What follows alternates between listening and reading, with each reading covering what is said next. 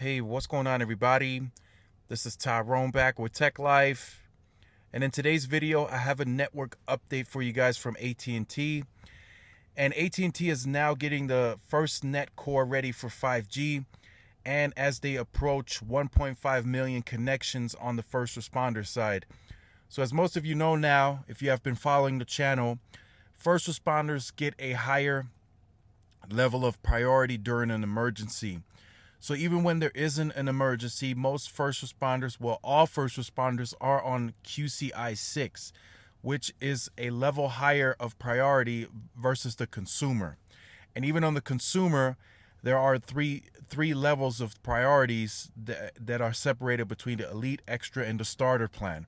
So on the elite, you get a higher priority versus the extra and the starter plan.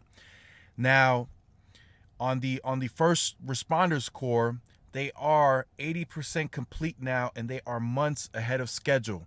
So they're working very diligently to get this network where it really needs to be for the first responders. So they're still behind Verizon on network size. They state they have now closed that gap down to 70,000 square miles. It used to be, if you guys remember, a couple years back, it was 400,000. That was the separation between AT&T and Verizon's network in terms of the landmass. Now it's 70,000. And remember, AT&T, per that contract, has to cover 99% of the U.S. geographical footprint. Not pops, not cities. They have to cover 99% of the entire United States landmass. That's per the government contract. So AT&T is working on that. That's, of course, going to take an additional investment on top of what they're already investing. So FirstNet, they have their own sets of investments that they have, well, capital. And sometimes when new cell sites go up, they're directly funded by FirstNet. So they are pushing that investment to new limits. They have another almost 4 years now. This year's almost over to get this network where it needs to be. They are stating that they are ahead of schedule. I think that that's going to be the same case for covering the entire United States. I think they finished that ahead of schedule.